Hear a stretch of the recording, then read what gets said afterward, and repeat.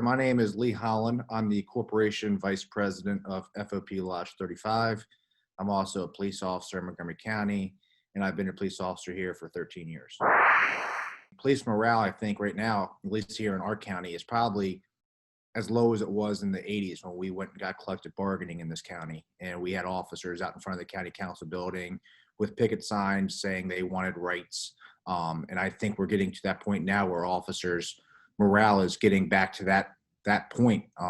Again, we're getting many people asking about what benefits they have if they leave.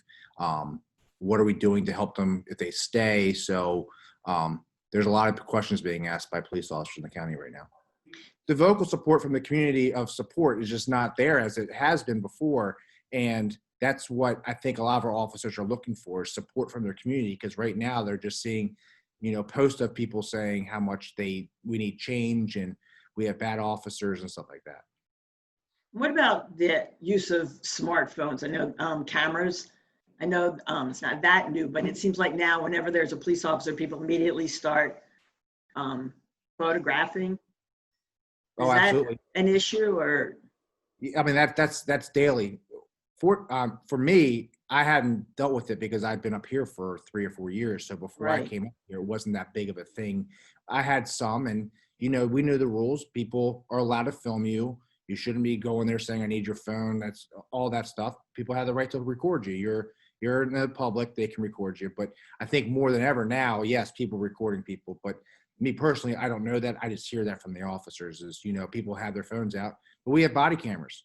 And we use our body cameras. And that's why we have body cameras. So that way, the one video doesn't show the whole picture. We have multiple videos, and we have audio, and we can hear what the things are saying and get a whole picture of things. But that's the times are changing. Videos are everywhere. If you had a message, if you could talk to the average Montgomery County resident about being a police and what it's like, what would you say to them? I would say it's not an easy job. It's you never know what you're going to get yourself involved in. There's multiple ways of handling each situation, and some are better than others, maybe.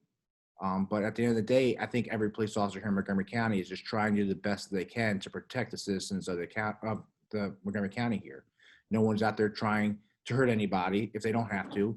At the end of the day, these officers just want to go home to their families. That's all they want to do.